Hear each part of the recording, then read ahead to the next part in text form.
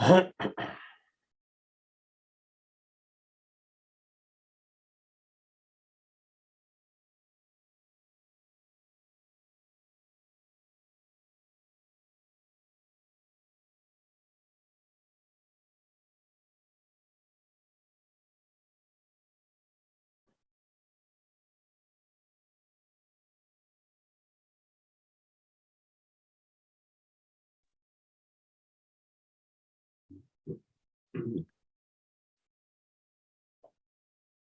Rabbi.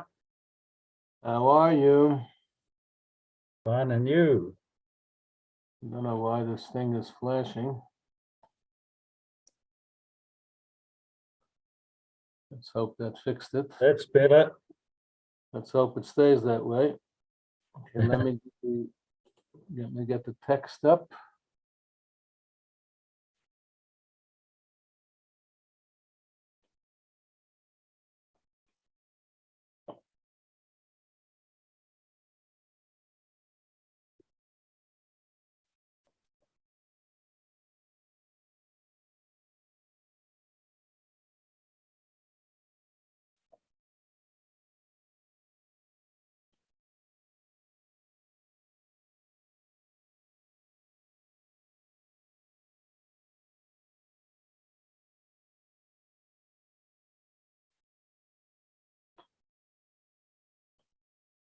Oh, it's flashing again.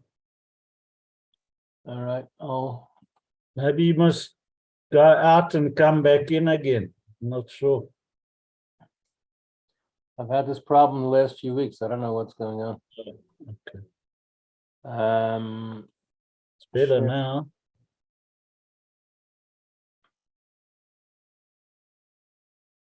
Okay.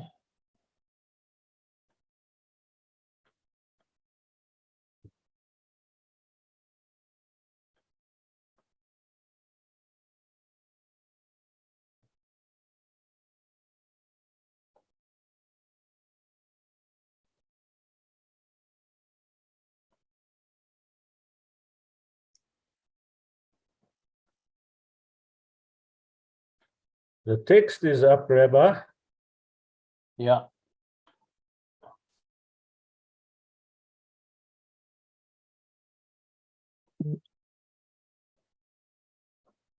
Okay, give me 1 minute and we'll start. I'll be right back. Yeah.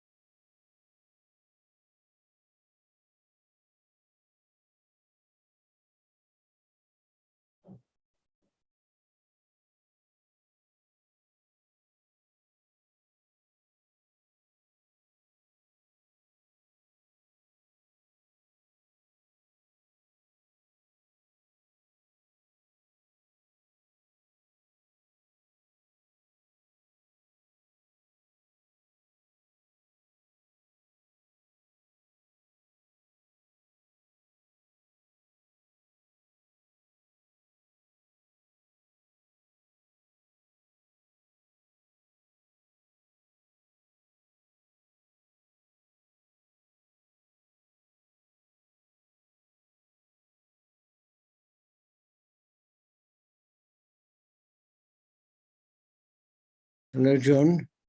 Hello, David. How are you? Okay. How are you? Good, fine, thanks. Quite Thank God. cold today. Quite cold. Yeah, it is. This morning was cold. It's warmed Yeah. up a little bit.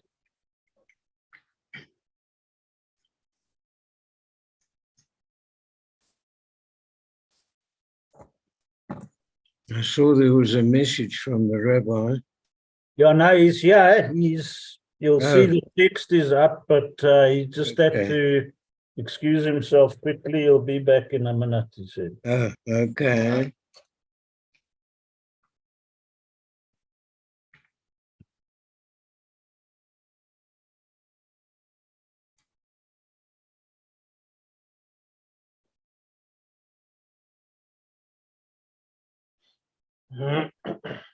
Okay, sorry about that. No Ready to problem. roll? Hello, David. Hello, Hello, Denise. Rabbi. Hello, Mark and John. and Rebbe. let us get moving. Okay, so it's a fascinating subject today. Beginning the laws of Mamrim. Mamrim is rebels. And there's a variety of kind of rebels. There's even a case we'll get to later of an elder, a great sage, even a member of the Sanhedrin, the Jewish Supreme Court, who might be deemed rebellious if he doesn't go along with the majority of his colleagues. But here we're talking today about the stubborn and rebellious son, which appears in Rambam. Kitetse and Devarim, chapter 21. And it is a very weird, strange, bizarre tale of a 13-year-old boy who behaves in a wildly irresponsible way. And the Torah goes so far as to say that he should be put to death before he becomes a murderer, because he's going in that direction. And it's very strange because he hasn't yet committed murder. He hasn't killed anybody, and yet we're putting him to death, which is very, very strange indeed. So my introduction to this story is that this is a very exceptional circumstance. And as we'll read now in the introduction, there is a debate in the Talmud whether it ever happened, such a thing in history, because there is an opinion that says it's just a lesson. It's supposed to be a deterrent, but and you'll see that the laws are so complex and so demanding that it could be very, very rare indeed for such a thing to actually take place, that somebody would be put to death. So let's read the introduction. Okay. If a person will have a wayward, so this first paragraph here, the indented paragraph, is straight out of the Chumash from Deuteronomy, Pashas Kiseitse.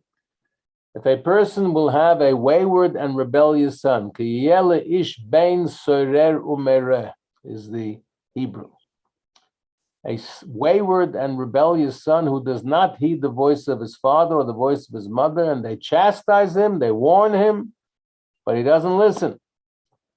His father and mother shall take hold of him and bring him to the elders of the city, to the rabbis, to the Beth Din, and to the gate of his place. They say to the elders, this son of ours is wayward and rebellious. He doesn't heed our voice. He's gluttonous and a lush. In Yiddish, you know what they call a lush in Yiddish? Who speaks Yiddish? Yeah. A pianitzer. Have you ever heard that term, a pianitzer? Yeah, I see. Yes, yes. Somebody who likes the bottle. Yeah, yeah. All of the men of his city will clout him with stones, killing him. He'll be stoned to death. And you shall remove evil from your midst, and all of Israel shall hear and fear. And people will behave when they see that such a thing is happening. So the Gemara and Sanhedrin interpret this passage precisely, explaining how each term used in the passage teaches us a different concept, a different law. And in this coming chapter, the Rambam summarizes their teachings, giving us a clear picture of the requirements. And as I said, there's a difference of opinion among the sages if such a story of a wayward and rebellious son ever took place in history. Some maintain that such a judgment was never, ever issued in history. Never was a boy put to death for his behavior when he hadn't yet taken anyone's life. There's another opinion in the Talmud that says, one of the sages, I forget who, he says, what are you talking about? It never happened. I was at the grave of a wayward and rebellious son. So this rabbi says he can testify that it did happen at least once. So it seems like maybe it happened once in history, or maybe it never happened in history. But when you look at all the details that the Rambam will give us in this chapter, you can understand that it could be impossible for such a judgment to have been issued because there are so many requirements that have to be met, as we will see in a moment. Sanhedrin Gemara asks, is eating the gluttonous meal a sufficient case for a person to be executed? We'll see. He fresses meat like it's going out of style. He drinks wine by the case. He steals money from his parents to buy all this stuff. He eats raw meat, and I'm not talking about biltong. And he behaves like a wild man. And the Torah says, you know what? This guy's going in a bad way. He's going to become a murderer. Rather let him die innocent before he kills someone. So the Gemara says, what do you mean? But he hasn't killed anyone. How can you execute somebody just for being a wilde chaya? So the sages say, they look at the ultimate fate. He will carry on like this. He will become a ganef. He'll become a murderer. And rather he should die innocent before he has to be killed. Okay, so it's very, very strange.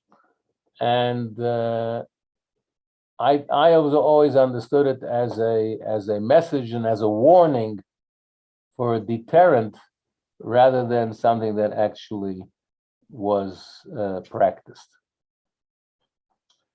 Number one,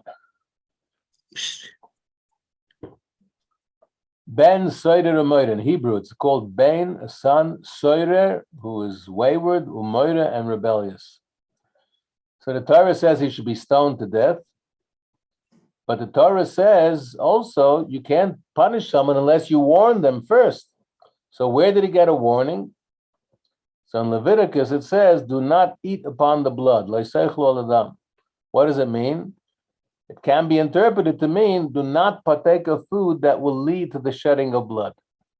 So the food, the meat that this wild son is eating, is fressing, that's what it's referring to. The food that will lead to the shedding of blood. The meal eaten by the wayward and by the son who was executed because of the hateful feast of which he partook. As the Torah says, he's gluttonous and a lush. According to the oral tradition, we learned that this was interpreted to mean that he ate meat and drank wine in a ravenous manner. We'll soon see that we'll soon see the definition. How much does he have to eat and guzzle? So there are many particulars involved. He's not liable for stoning until he steals money from his father to buy meat and wine at a cheap price. Then he has to eat it outside his father's domain, together with a bunch of ruffians, of hooligans, of no goodniks. He has to also eat meat that's raw, but not entirely raw, cooked, but not entirely cooked, as is the practice of thieves who have no time to wait until it's well done because they're on the run always. He must drink the wine as it is thinned, as the alcoholics drink. In the olden days, the wine was very, very strong, and it had to be mixed with a certain percentage of water, otherwise it was not drinkable. But these wild guys would drink it when it was very, very strong. He must eat a quantity of meat weighing 50 dinarim in one sitting, and drink half a log of this wine at one time. So I'd love to know exactly what this is in our measurements. 50 dinarim and half a log of wine. They used to have notes. They don't have any notes anymore, huh? Let me see if I can find, I have a Chayenu book here in the house. Give me 1 minute. Let me see if I can give you the measurements in today's terminology so we know what we're talking about.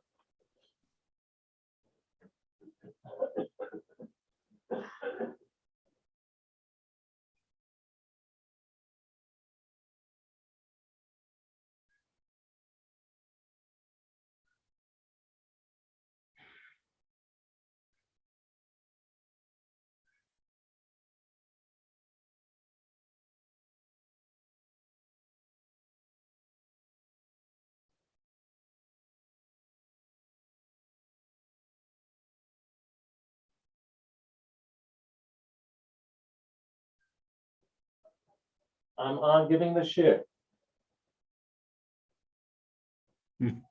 Sorry, I don't have this week's yet. It hasn't arrived. But we can Google. Let's Google quickly and see. Slightly more than half a liter. Oh, you did it already. Very good. Slightly more than half a liter is how much? Half a log? Or a No, log? it's a log. One log. Slightly One more log than is half a liter? Yeah. All right, so you have to drink a quarter liter. Gallon. That's 250 mils of wine at one time. That's actually not so much. Not the end of the world, yeah. 500. I could think of sober people who do that. And dinarim, how much is the weight of a dinar? A dinar, biblical dinar.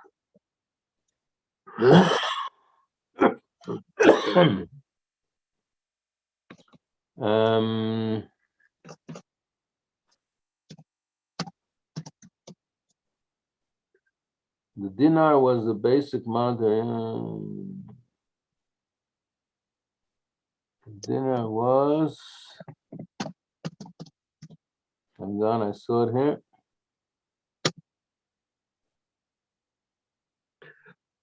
Uh, 4.30 grams. Of gold. Well, that's the question. 4.125 grams. And he says 50 dinar. So 50 times 4.25 is 50 times 4.25 equals 212 and a half grams. 212 grams. How many grams in a, what is it, 16 grams in a pound? No. Grams is metric or not? Metric. No, ounces. 16 ounces in a pound. Oh, so right. Yeah. So grams is metric. So how many? Yeah. So 100 grams is what? Not very much. Not a lot. How much is a kilo? 1,000 grams. 1,000 grams. Yeah. So this is a quarter of a kilo.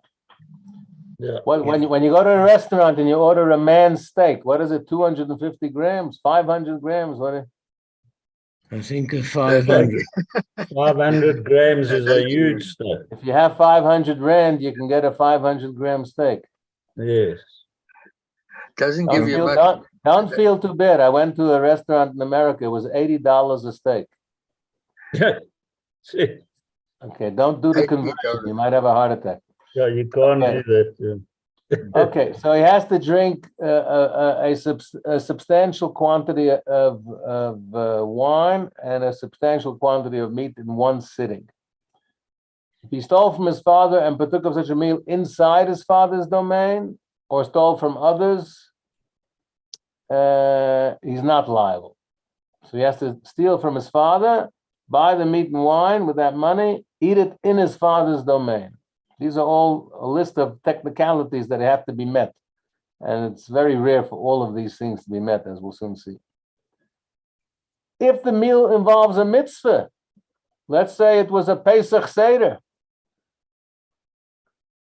or even a mitzvah of rabbinic origin, or the converse, if the meal involves a transgression, maybe you're sitting down with a bunch of idolaters, or maybe it's treif. If it's treif meat, then it will not apply. Because it says he does not heed our voice. The parents say to the Beth Din, he does not heed our voice. Only his parents command, excluding one who violates the words of the Torah or who partakes of it for the sake of a mitzvah. So if he partook of such a hateful meal together with a wicked company for the sake of a mitzvah, or the second tithe in Jerusalem, which is a mitzvah, or a meal comforting the bereaved, which is a rabbinic mitzvah, he's not liable.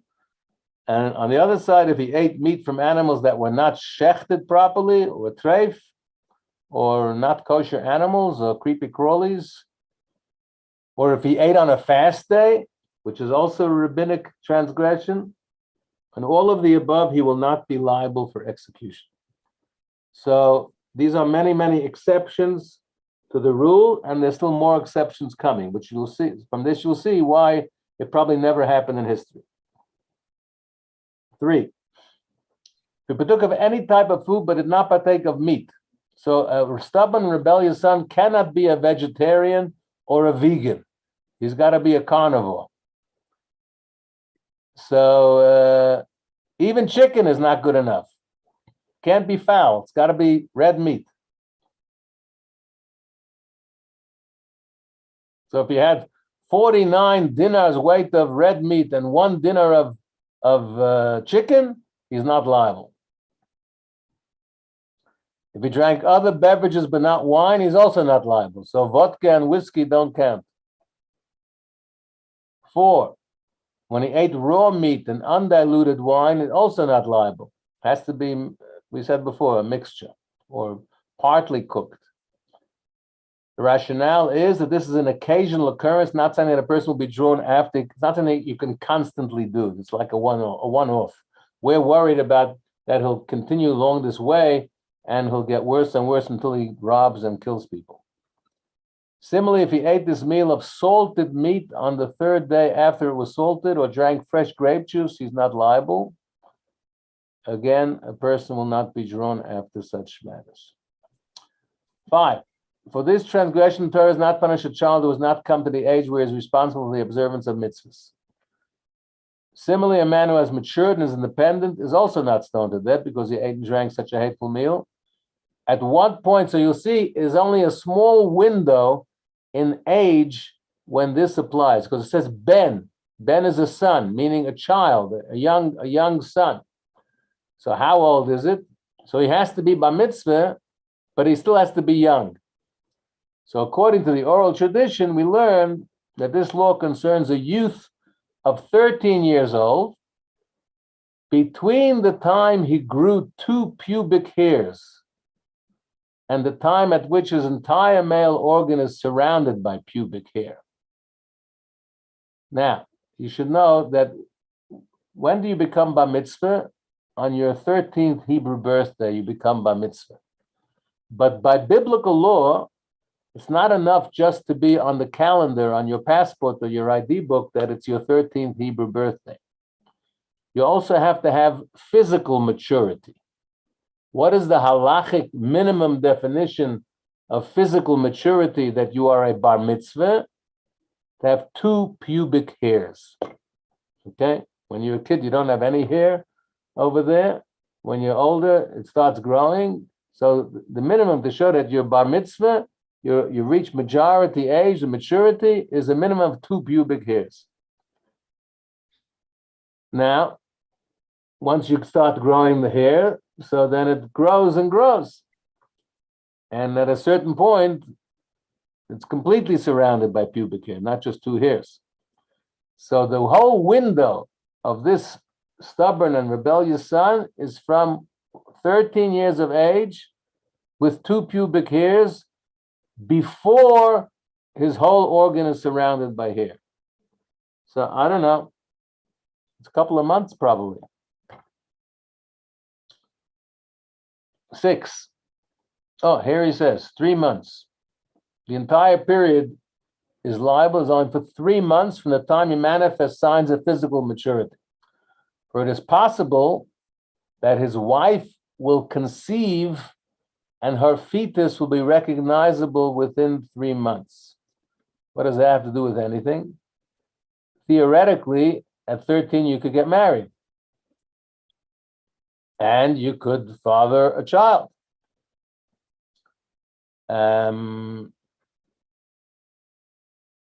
So it says in the verse, if a person will have a wayward and rebellious son, not a son who is a father. So if he would have gotten married and 3 months later, let's say bar mitzvah, he got married. They did a double simcha, bar mitzvah and chuppah at the same time. And then 3 months later, his wife is now pregnant, and she's showing to be pregnant. So he's now a father to be. So he's no longer characterized as a wayward son, because he's more than a son. He's already becoming a father. So from this we derive, from this, thus one may conclude that if one's pubic hair surrounding the time before the 3 months are completed, he's no longer liable. Okay, so maximum is 3 months, and if his hair grew more quickly, then it could be even less than 3 months. So again, it's a very, very small window of time when this applies, plus all the other laws, and we'll still see some more laws and requirements which show how it was must have been very rare, if ever, that this happened. 7, how do they judge? So the father and mother bring him to a court of 3 judges first and tell them, our son is wayward and rebellious. They bring 2 witnesses who testify that he stole from his father, bought meat and wine with what he stole, partook of the meal described above after being warned. That's the first testimony. And now he's been warned. And he's punished. He's not put to death. They give him lashes. And then the Torah says he's been warned and he didn't listen. So he carries on doing the same bad behavior. So should he now steal from his father a second time and partake of such a meal again, and the father and mother bring him to a court not of 3 judges, but a more senior court that can even invoke capital punishment, and that is 23 judges. It doesn't have to be 70, 23. They bring 2 witnesses who testify that he stole and ate the meal after being warned. This is the second testimony.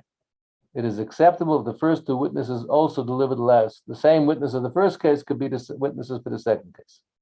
After the testimony is heard, they examine him privately to see if his pubic hair surrounded the entire organ. If that's not the case, and it's not yet 3 months after his bar mitzvah, then he completes the judgment against him, as is done with all those executed by the court, and he is stoned to death. He is not stoned to death unless the 3 judges who originally sentenced to be lashed are present. Okay. 8. If his father and his mother forgave him before he was sentenced, he will not be put to death.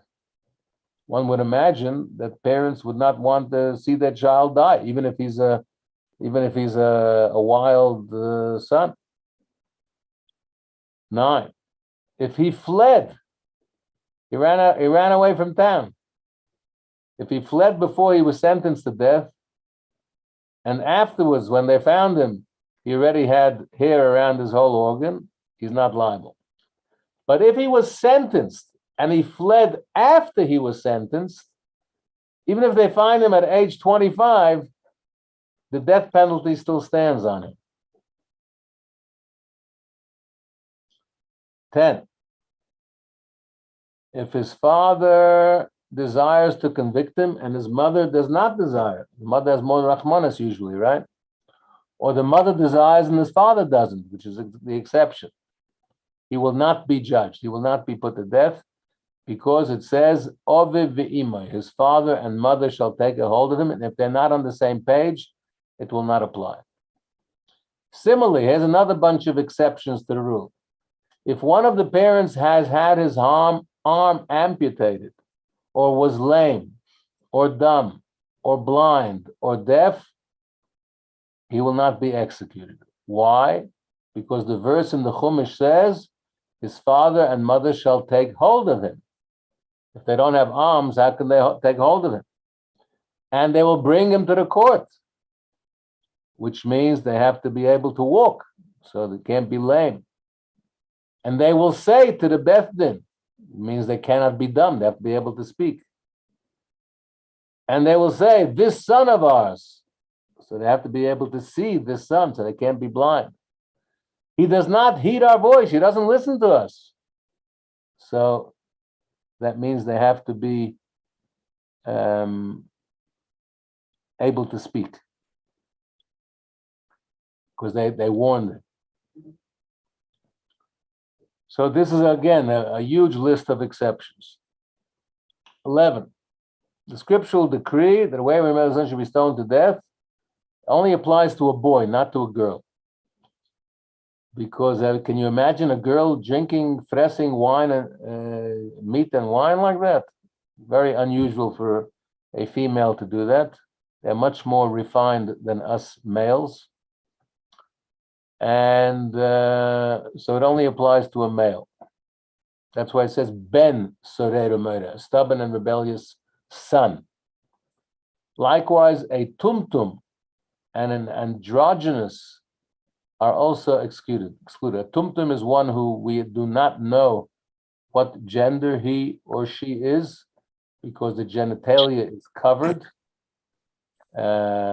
You have to do surgery to uncover to see what gender this baby is. Androgynous is when you have both male and female genitalia. 12, when they do an operation on this tumtum and they discover that he's male, he will still not be judged. Because it says if a person will have a wayward and rebellious son, meaning that he has to be a son at the time he receives the warning, not only that they found out afterwards that he really is a son after all. And because, as I say, this was largely a deterrent that people should behave, they would not do this privately. It was done publicly, and they would make announcements all over the region to tell people that so-and-so was executed because of being a wayward and rebellious son. 13, an announcement must be made concerning the execution of this guy. A declaration is written and sent to the entire Jewish people throughout Israel. In this and this court, we stoned so-and-so because he was a wayward and rebellious son. So if it ever did happen, they would make that announcement again as a deterrent. Finally, 14, a wayward and rebellious son is like all others executed by the court. Their estate is inherited by their heirs. So this is a kid of 13. Who are his heirs? His parents. So even though the person's father caused him to be stoned to death, the father inherits whatever possessions the boy might have had. Blessed be God who grants assistance, and we finished the laws of Mamrim, the laws of rebellious people. And a quick quiz. What is the punishment of the ben soreru moira, the wayward and rebellious son? You all know that one. That's easy. Stoning, yeah. True or false? If the wayward son ate treif meat at his meal, he's not liable for punishment. False. True. True. Oh, Yes, we learned that. If it's a mitzvah meal, yeah. or if it's a treifa meal, he will not be liable. Yeah, not liable. No. What is the maximum time period when he can become? We learned 3 that. months. 3 months. 3 yeah. months. 3 months. Can the parents forgive their son and exonerate him? Yes. Yes. Yes. Very good. 100%. Thank you. Good Okay. teacher. Thank you, Rabbi. Thanks, Rabbi. Okay. All God the bless. best. May we not have any wayward and rebellious children. We should have nachas. He's good. We should have nachas from all our children and grandchildren. Sei gesund. Oh, listen. Sei gesund. Next week is Monday. I'm going to Cape Town for Pesach. So we're going Monday morning. Okay. Hopefully, I can still do next week from Cape Town. I want to wish Ken Caro a refuah shleima. What? Kent told me that he's in hospital with pneumonia and septicemia. Good. Oh, So I want to wish him, so his Hebrew names are Gutman Shimon Ben Malka, and I want to wish that Kent, who is a regular here at the Shir, should have a refuah shleima kroiva, complete and speedy recovery. what's that Hebrew name again, Rabbi? Gutman Shimon Ben Malka. Malka. Gutman is a Yiddish name. It means a good man. Yeah, Gutman Shimon Malka. ben Malka. Ben Walker. Oh, Yeah. sorry, yeah. Okay, so wish him well. We do. Cool. Sei gesund, everybody. Have a good Bye, week. Susan. And